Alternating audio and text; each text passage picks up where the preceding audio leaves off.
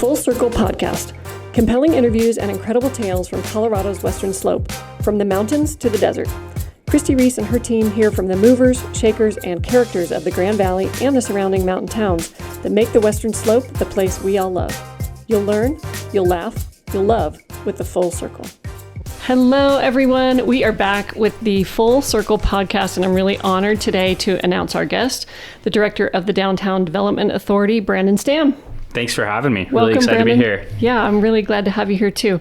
So there's so much to talk about downtown Grand Junction and everything that's going on, but I want to start with a little background first of you and where you're from. And I know you've got history in planning. Mm-hmm. And how did you get to Grand Junction?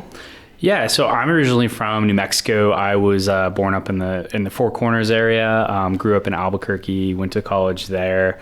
Long story, ended up in Korea for a bit. And then I was actually in Colorado Springs before I came out here. My youngest brother lived in Grand Junction. So that was actually my first experience with it. And it's interesting because I have a lot of family up in the Front Range and don't go to Grand Junction. It's so hot. Yeah. But for me, I was like, oh, this isn't that bad. This is just like Albuquerque. So as far as the temperatures go. So I really liked it. I liked the size. And the job was really intriguing. So my background is I went to grad school I actually originally just started going to grad school for public administration. Mm-hmm.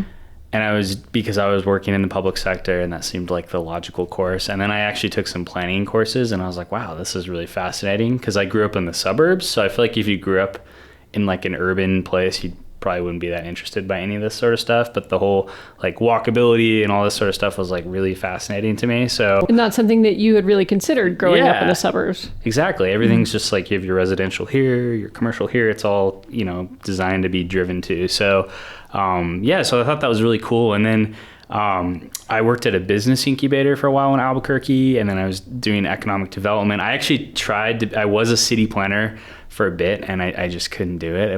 I didn't like being on the rules side of the equation. I kind of liked the more creative realm of it. So this job was kind of interesting because it was events and economic development and all these different things rolled into one. So I like having a lot of different topics and things. And so I guess, I got my wish. I'm never bored.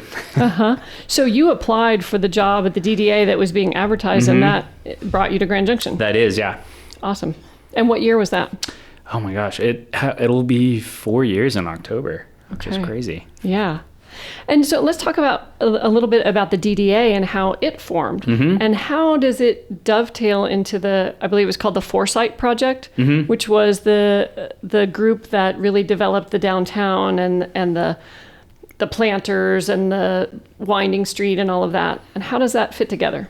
Yeah, so I think one of the fascinating things about Grand Junction that maybe Grand Junction doesn't always give itself credit for is that they did have a lot of forethought on a lot of different things. I mean, in the 60s, it was awarded an All-American City, and I think they were conscious to be thinking into the future. So when I first started, one of the first things I did is I reached out to other downtowns, and it was interesting because our Downtown Development Authority and Fort Collins were the first two in Colorado. Mm-hmm. And I feel like, Fort Collins is kind of like a role model as far as a great city that's still livable. And so I couldn't help but think that's really cool that we were on the same plane as Fort Collins and thinking ahead. And just even looking at this riverfront development, they talked about that back in the 80s. They talked about a lot of the stuff that even made its way into the new downtown plan that we passed recently. So that's really cool. And so I just think, there's been a lot of forethought into some of these areas. And as a planner, I think I kind of appreciate how long it takes sometimes to see things come to fruition. It's not an overnight thing. Mm-hmm. And then Art in the Corner is another one that's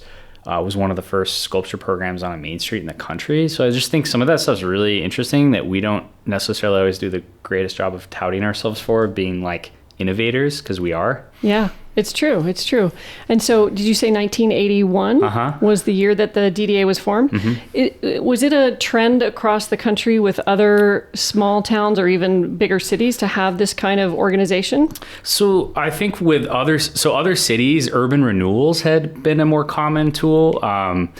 Urban renewals kind of had, I should say, kind of a negative reputation, because I think in the 60s, they were associated with these, giant urban blighted buildings and some really kind of bad stuff, really. And so I think DDAs were a little less controversial because you're focusing on a existing business district, and I think that's the other thing that makes it a little easier. It's for people to understand is you're reinvesting in your downtown is a more simple concept to understand. So I think there was around that time there were other I believe there's some DDAs being looked at in Michigan and some other areas as well.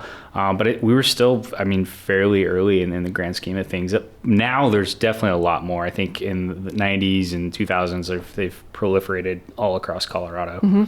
So what is the basic mission of the DDA? Yeah, so I love this term, to remediate slum and blight, which that's the statute definition. I mean, for me, my more modern definition of that would be is to be a catalyst for economic development, economic growth.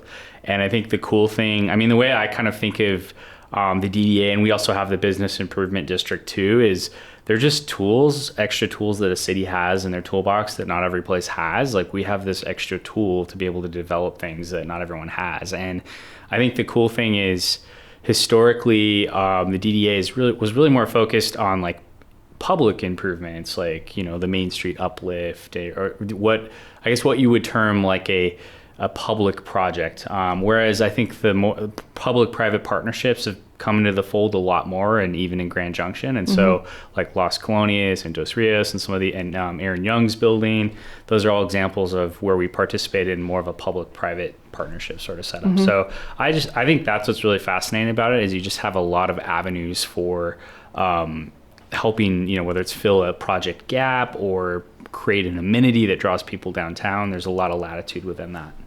So it's not just a group of business owners. The DDA has a lot, I don't want to call it power, but a lot of oomph in this community. It's really invested in this community. And how is it funded? Yeah, so we are funded primarily through, so we have a mill levy that's for the operational. So that's what the property owners pay, is that mill levy. We also are kind of unique because our DDA boundaries are pretty big. When you talk to, like for instance, Greeley's DDA, their DDA is within their central business district. Ours goes all the way down 7th Street and that kind of industrial corridor all the way down to the riverfront. So we have, I think it in a way it creates some problems, but it's a really cool opportunity too. Right, And I think agree. we've started to, look at it that way. And so from a funding perspective, that mill levy is that's what allows us to, the operational revenue. And then they have tax increment financing is really how we pay for those big, large capital projects.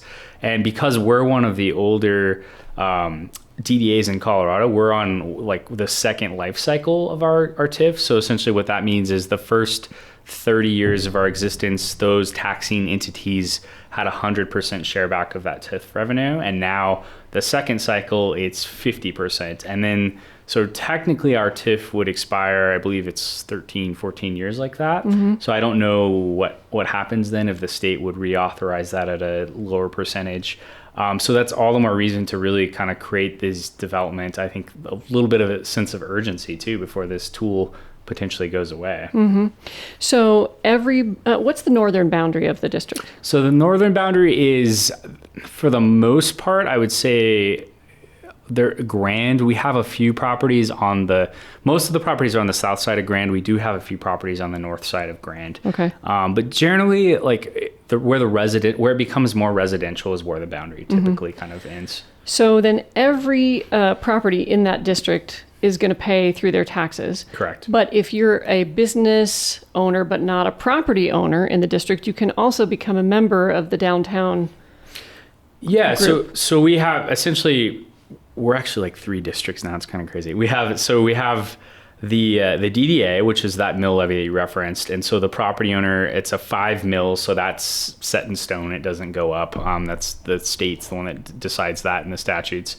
And then with that, that's really based upon the assessed valuation of that property. So that's that. And then the business improvement district, bids are also, I would almost argue they're more common than DDAs or URAs around Colorado, because there's a lot of latitude on what a bid can do.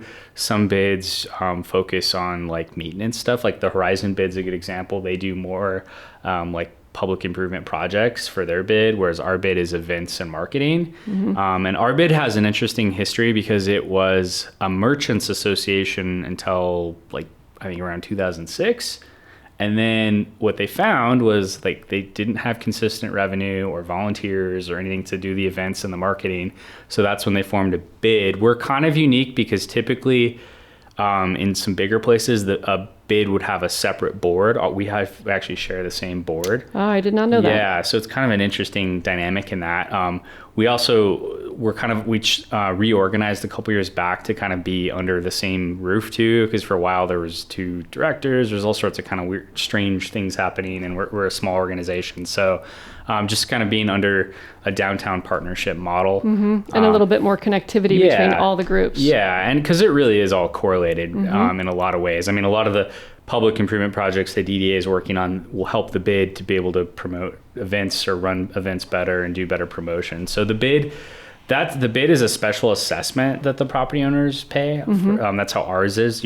Some of them have mill levies, and so the nice thing about that though is like that goes into like the marketing, like so the downtown guidebook, the market, all that sort of stuff. We still have to come up with about half the bid revenue is from vendor fees and sponsorships. So I like to reinforce that to businesses. Like there's no free lunch on this. Like we still have to make the numbers work on some of the events. And then we also recently formed a creative district, the state certified creative district. So lots of districts. I get teased about that. Yeah, but that's exciting. I mean, creative district, that's really exciting.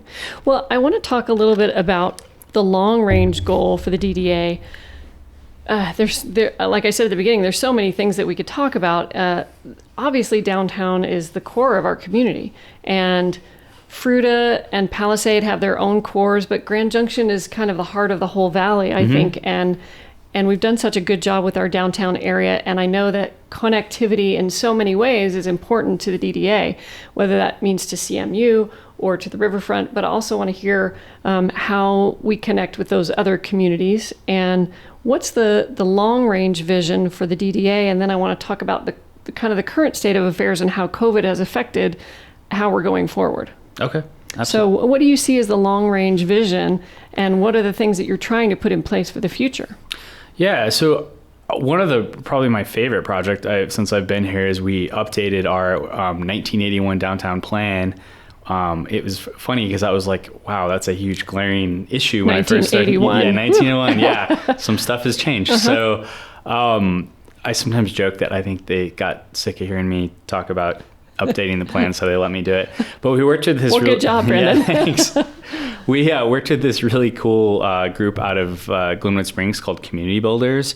And I saw them at a conference, and I was just really struck by like they had a huge focus on like just community outreach, and we're also like open to like trying some kind of different ways of engaging the public, because that's sometimes one of my critiques of planning is it's not.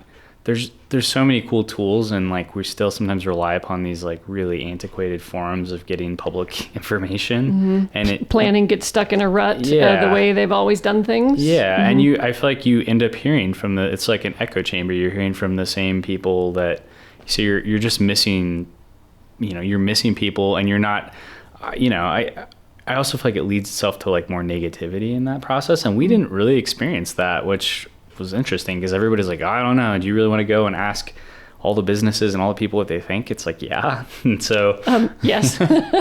So with that was really cool because it was this like year and a half process of just, I'm not gonna lie, the first 6 to 8 months of outreach, it was like, will the outreach ever end? Because we had so much to do after not doing it for so long. But I think what it really provided some clarity on was like, where are we going?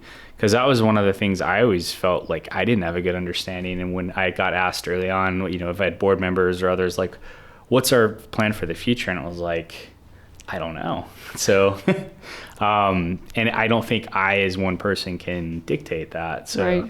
And how many members are on your board? So we have a 9-person board. And then we also have, by statute, we have 1 city council representative on our board as well. Okay. So to your original question, really, I think the future of it is just that you mentioned connectivity, that was a huge theme. Everybody's like, it's so disconnected, and downtowns should be more than just a cool main street. And I think that's spot on. Main Street's awesome, but Colorado's awesome. Like 7th Street has tons of potential. Yeah. So I think having these like different districts and having them have their own identity is I feel like that would be awesome if we got to that stage where we're like, you have a river district, a rail district, or whatever you want to call them. I'm sure that Jen can come up with cooler names than I am right now. She's really good at that. Jen, are you listening? But I think that's kind of that's a huge theme. I think infill development was another huge one. We have an abundance of space still within our downtown to create more residential population. That's something that we kind of still struggle with as a downtown, because we still are, especially during COVID, reliant upon tourists and visitors and people coming into downtown, which does make it more challenging on the businesses if you don't have a residential population. So I think that still continues to be something we want to see go forward. And then just that continued economic diversification that I think the city as a whole, the valley as a whole, has been doing a really good job on. I think one of the challenges we had, as opposed to, you mentioned Fruita and Palisade, and they seem to have a really clear identity of who they are. And I always thought, I was like, that's something to strive for. But I think part of our challenge is because we offer bits and pieces of all those because we're bigger. And so one of the unique ones I think that came out of that too is like, we are kind of the arts and creative hub down here, like not only art in the corner, but we've got these cool murals and other projects going. So building upon that, I think, is really important too. And then also still tying into outdoor rec and agritourism and all those other things that are really feeding the economy of the valley. Awesome. Yeah, I'm so excited that there is that opportunity to expand that feeling of Main Street onto the other streets and down towards the riverfront. And there's so much opportunity. Yeah. I mean, I feel like when you go to someplace cool, this is not technical planner speak, but there's like a vibe when you go someplace. Yeah. And I feel like we're going towards that. Like it's like when you go someplace and there's just stuff happening, not even necessarily planned things. There's just, you go down to his place. To me, that's like where I feel like when we'll have made it. When you just like, you're not going to go to a specific restaurant. You're just like, I'm going down here because I know there's a bunch of stuff to do. You know what? It kind of reminds me of what Pearl Street used to be. I feel like Pearl Street's lost a little bit of its charm because it got so many national chains. It's pushed so many of the local businesses out, which I think really gives a community some flavor. And I think we still have that here. And Absolutely. As we keep expanding the retail sector and the hospitality and food and beverage sector down here out from Main Street, it's just going to get better and better. Absolutely. And I think like you and I were kind of talking about retail a little bit before all this started. And I think that's another thing I don't agree with when I hear like people say, oh, retail is dead. It's like, well, no, it's just changed in the model. Like, I mean, I still think there's plenty of room for retail in a downtown context too. You can't operate the way you used to. That's for sure though. Things are changing all the time. So that brings us to the current situation and COVID, and how has that affected? I mean, obviously the farmers market and other events have changed drastically. What's the plan now? How do you account and adapt and work with the current situation? Yeah. Events are really, really tough right now. The market feels like a lot of work to put on. It feels like more work than it normally is to put on an event that's like half the size, half the amount of vendors. I mean, don't get me wrong, I'm happy we're able to at least do something. Anything, yeah. And we are fortunate because we are in a position, well, the market has its own kind of special designation, but even some of our other events, we're fortunate that, for us, like I can break even on an event. I don't necessarily have to make money. Whereas if this is your business, obviously you're probably not going to do an event this year. It doesn't make financial sense. So we're still cautiously looking at doing some of our events, but they're just going to look different. I think that's a hard thing, is how do you convey that to people? Because there is no normal. So we've just done our best to like convey that's normal's not an option, but these are options, and this is what we can do. And so like even like thinking towards the holidays, like it's we're probably not going to be able to jam thousands of people in for Parade of Lights, but is there other, could we do 12 days of Christmas and have smaller things? So I think everything now we're breaking into smaller chunks. Like how can you do smaller things, smaller promotional things? One cool, I think, silver lining from this is I've seen the businesses just really partner more and more with each other through this, which is really cool because I feel like that's already something, that's beneficial that you see in a lot of other places. And I feel like COVID kind of accelerated that here. Like I just saw like really cool things like Kiln doing stuff with Colorado Baby or, businesses that you wouldn't even necessarily think would partner together. And I think people really latched onto that, and it kind of just created this really, I don't know, cool vibe around downtown businesses, and just versus like a chain store where you can't duplicate that, that realness, that authenticity that we can offer. So I think the future is really encouraging that sort of stuff. I think regional tourism is also probably more in line with everything I've read, because fortunately we're in a state and an area where we have a lot of regional tourism. So at least we have that. But I don't think we're going to be marketing like to, overseas and those sorts of things. I think everything's going to be broken down. We've even talked about campaigns about, revisiting downtown, or, trying to uncover things that maybe you overlooked, even if you live here. Right. Yeah, there's a lot. Well, when you live here and you're describing it to other people, and you're going down the list of all the things that we have to offer, you start, remembering to yourself, wow, we do have a lot of things here. Totally. So what are the biggest, well, first I want to mention that we have a new restaurant just down the street here from our office. Well, it's a brew pub, really, and they have a food truck outside. So any other new businesses downtown that have opened in the last couple of months, even during the challenges of COVID? So we did have, I think Hog and the Hen was technically before COVID, but they're still new. They're still new. Thank God for Hog and Hen. Oh my gosh, I love that place. I do too. I eat there like 3 times a week at least. It's so cool to have a little grocery store. Because, obviously with City Market going, and on Hog and Hen's way cooler anyways. Like they have nice stuff in there. And you mentioned Ramblebine open. We're still expecting, Foam and Folly is the name of the brewery over by Simmons Lock and Key. I think he's still tentatively planning for this year to open.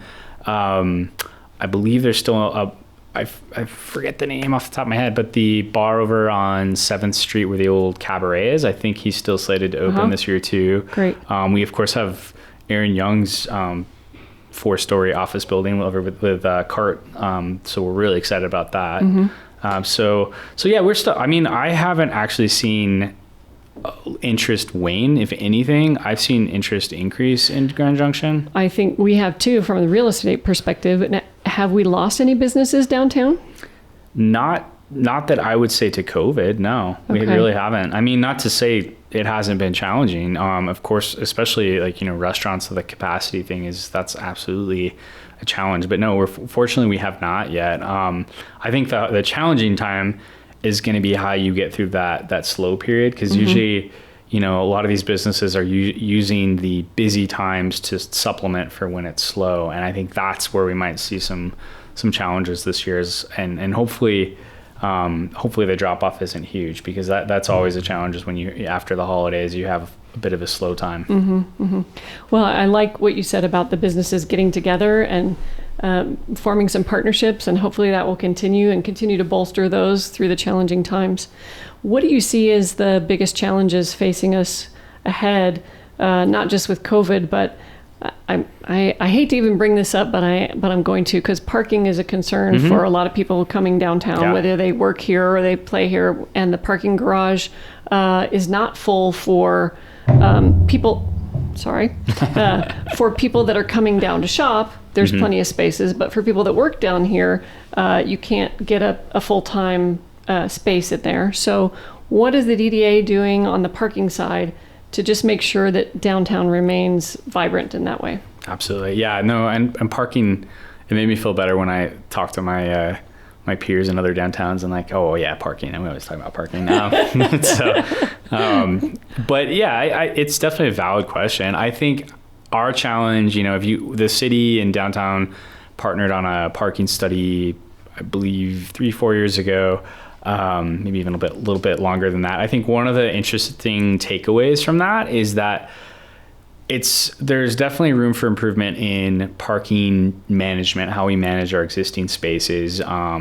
There's also, I think, something that I've started to explore that came out of the downtown plan is better utilizing private parking lots that just sit empty. I will give you an example of one is Wells Fargo's lot, which it pains me to see that empty because they haven't been open. But even if during normal times, that lot is closed or is more or less empty at 5:00 when their employees go home or their customers are no longer there. So I think that's another way of offsetting that because, all these businesses and tourists have different cycles of when they're coming downtown. So you can't conceivably have one space for every single time because then really you're creating a ton of parking for like 5 days a year. But what you can do is better, I think, manage the system. And I think that's something we quite honestly can improve upon is more efficiently managing what we have.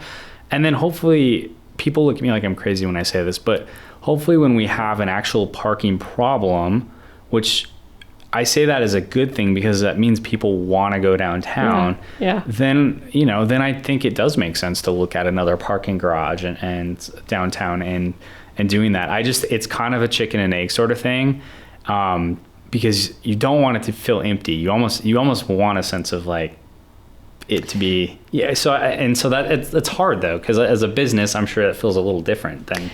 Well, I've lived in cities before, and when you live in a city, you're pretty excited if you get a space 5 blocks from where you want to go, right? So we in Grand Junction are used to parking right in front of where we want to go and where we want to be for the next few hours. So I think it just takes some training for people to say, oh, I can walk 3 blocks and I parked really close. Yeah. It seems really close now. So I think that's going to happen. Yeah. And I think what's cool about those concepts in the downtown plan, like the connectivity, the placemaking, infill, they all relate to each other. So one of my theories about parking is just because I've experimented and parked different places and walked is, it's not that far to park on Colorado and walk down, but it's a really uninteresting experience. There's nothing.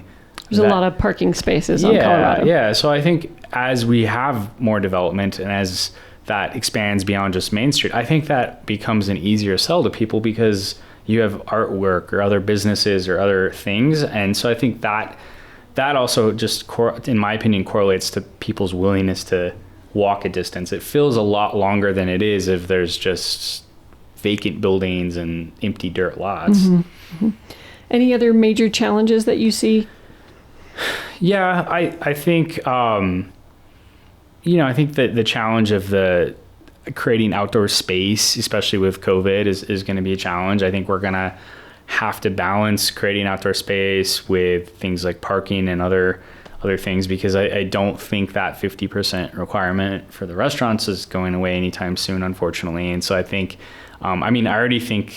I'd already previously thought that downtown Junction should have more outdoor space. We have great weather. That seems like something we should be doing more. So I think this just accelerates that.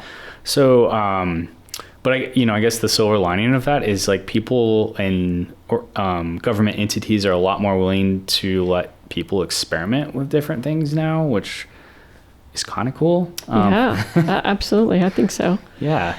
And the DDA, I know, has some plans, and I'm not sure how much of this is public or, how much you can share, but for some other event venues in the downtown area? Yeah. So, and this is actually in our downtown plan. This was one of I'd say probably the most popular concept that people loved is utilizing a portion of a parking lot and creating a plaza space. So I look at Fort Collins as a good example of their downtown has this plaza space. They actually don't do a lot of street closures in downtown for their events, which I thought was kind of interesting.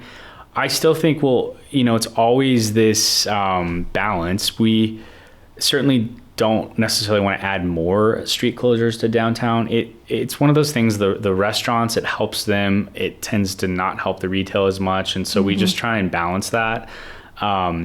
But the other challenge that we've noticed is it makes it really hard for smaller events to get off the ground because you have to pay for the cost of the coning and the fencing and the security and all that sort of stuff. So one of the ideas with this plaza space is you could create a place where it could be easy to program something like a Thursday night music series, Food Truck Friday, goat yoga at noon, whatever you want to do, and just have some cool space. And so utilizing things like shipping containers and other kind of modular buildings, I think there's some really cool potential to like create our own sort of plaza space where we can implement some of these concepts. And I think the nice thing about that too is some of our existing events, maybe we don't have to shut down all 4 blocks. Maybe we can utilize a little bit of both.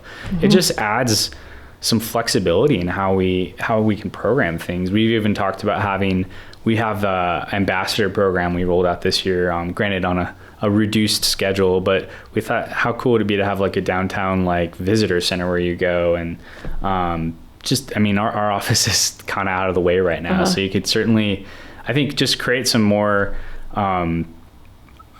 visually pleasing, kind of modern looking things in downtown that draw people that we're kind of missing. Well, I think anybody that's seen the plan on that just gets super excited about it because it is really creative and forward thinking. Yeah. And it's interesting because like with COVID, we like kind of stopped. We're like, oh, does this? And then actually I was like, this makes more sense than it did before now. So what about like the little parklet that's down there in front of Taco Party? Yeah. Do you have more plans for things like that? Yeah. So that one's interesting because like I always envisioned the parklet being the thing that would maybe spur some more improvements there, and that didn't quite pan out. But I still think kind of because the way I always think of all this stuff is it's all connected. So like with this plaza space, we would do an alleyway improvement, which would be a good test to see if we go around the other alleyways and improve that. So things like better lighting, better trash collection, things like that are pretty common in downtowns. And then the other thing is the city, we encourage the city to put out an RFP for a 2-way street change for 4th and 5th because they're dangerous as is. We have people going through 5th Street going 45, 50 miles an hour. And so it's just not the environment we really want to have. And so those are things I think that it all works together. And I feel like if some of those other things happen, that parklet will actually, I think it'll work even better than it already has. I definitely have noticed more and more people using it. I think Josh has been, really forward thinking about that. He saw the issues of having those parking spaces and people backing out into that. So that's kind of why we chose in that location. But I certainly feel like parklets are a cool way, especially in COVID times, of expanding dining space. I think ideally in the future, those would be maybe the business itself would build the parklet and own and operate it versus kind of we have a little bit different structure because it was early on and of how we did it. So, but yeah, I think they're kind of a cool concept and they're removable. They're fairly low cost and yeah, I think it looks great.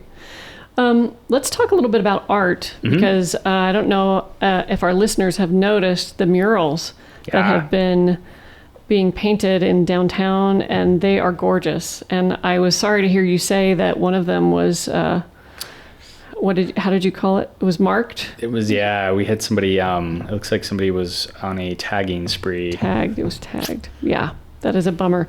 I know from talking to artists how much heart and soul and effort it takes to put one of these murals up. I mean, it's a huge undertaking, and to have somebody do damage to it, of course, is devastating. But tell me about the plan for more murals, more art downtown. Obviously, we have a great art scene with the art on the corner, and I think downtown is really changing in that regard, getting better all the time. Yeah, absolutely. I think so. When we got the creative district, it was kind of interesting because, like, the state, to their credit, they keep it fairly open-ended. They don't like give you like a definition of like this is a creative district. But it's also kind of hard because you're like, well, what do we do? And because you can call all these different creative districts in Colorado, and they all have very different functions and even how they're organized. And so I think that was kind of like we spent the first year kind of just figuring out what is ours going to be. Are we going to be a membership thing? And then we said, no, we don't want to do that. So then we really kind of settled on like being an arts-based program entity. And so like things like the Murals. And yeah, I mean, I think the really cool thing about that too is Art in the Corner is great, but we also want to have more inclusive art forms too that also allow just different voices to come in. So like Murals, I think, is a really cool way of expanding that artwork. It's also great placemaking. I mean, I think it's fascinating that, I had a placemaking wayfinding plan in my folder from like 2006 or something. It was all these big metal archways, and like, yeah, no one's doing that anymore. It's all art. Like, like the Rhino District's always an example that's brought up of just all these really cool murals that people literally just go to that area just to check out the murals. Yeah. And so I think that's what we're trying to do. Like, we partnered with the city on the convention center and got that call for an artist, that really cool mural along there. And then the one you mentioned over by Mesa Jewelers, that one's really, really cool because Mesa Jewelers, it's on their building. So obviously it's a private property owner, and they kept having issues with it getting vandalized all the time, every sort of thing happening to it. So that's kind of what spurred that. And then it's really been about a year-long process. So Caitlin, who used to work at downtown, had started that process. So she reached out, I think it was 25, 30 artists at the beginning. And then, of course, it kind of got whittled down. And then Dave, who we hired, he's actually an artist too. So he ended up, he got her job. And then so he took on that project as well. I think we're down to something like 10 artists. But it's just been this really cool collaborative process of not only getting all these artists to work together, but agree upon a theme and how is that going to be implemented and how do we pay. And so it's been a really challenging project in some ways, but really cool to see how it turned out. And I think it's a great framework for how we can do other murals. Maybe they're not all group projects, but it's just a really cool example of just a high quality mural. And I think that's something that we were kind of lacking too, because we've had more businesses now, like, how do I get a mural? Oh, that's great. Yeah. And we also shout out to, Mesa Jewelers chipped in financially. Shout out to Alpine Bank. They actually gave a $5,000 sponsorship for Murals, which was really cool and kind of outside the box, I feel like, for what sponsors kind of are looking for. So I think the future of that is we'd like to see more murals, more just other ways of creating art. We did at Art Fest last year. We had a community painting project on the crosswalks that we had that was really fun. Yeah, we had 90 people show up, and it was really cool. And yeah, they've kind of gone away, but that's the whole point. Like, you can just do it again. And so I think a lot of that sort of stuff, I think I'd love to see more of that. And I think that's really what we're looking at from a programming perspective, is how can we have more art forms and more interactive art too, because people want to come down, take pictures and experience it. And people really, really enjoy seeing art produced. So we've tried to kind of do things where people can go and see it being made. So when we wrap up in a minute, I'm going to ask you how people can get in touch with you if they have some ideas for art, or they want to partner with the DDA on providing some art or something like that. But when you said shout out, it made me think that I'd like to shout out to some of the longtime supporters of the DDA. I mean, you've got some businesses on Main Street that have been here a long time, and I bet they've been really instrumental in making things happen. Absolutely. You want to shout out to a few of those folks? Oh my gosh, I don't know that we have time. Honestly, I can't speak highly enough of literally all the businesses around downtown. It's, whether it's like Brian at Rockside, hey Brian, we need beer for this event, here you go. Or, that's just kind of the environment that has been cultivated down here, is people help each other out. And, I think with COVID, I just saw that even, sure, people were stressed and all that, but for the most part, I feel like our downtown businesses worked really, really well together. They're really supportive. I can't tell you how many people were the first thing they said was how are you doing? Which I was like, wow, that's awesome, because that's not the case everywhere. I know Benji's has been in business in that location for a really long time, and everybody here at my office really loves Benji's. But Endstroms has also been in a downtown location, and they're known around the world now. So we've got a lot of publicity with them too. Yeah, Doug Jr. is my board chair. So yeah, they're great. Bruce was interesting because he was actually he was involved in the 1981 downtown plan update, and then he was also on ours, which was really cool to have that perspective. Right, I bet. Yeah. I bet. We talked a little bit earlier about housing downtown, and I would be remiss if I didn't mention the Lowell Village townhomes, and I'm excited that we've got that project underway. Any other housing initiatives that you're working on?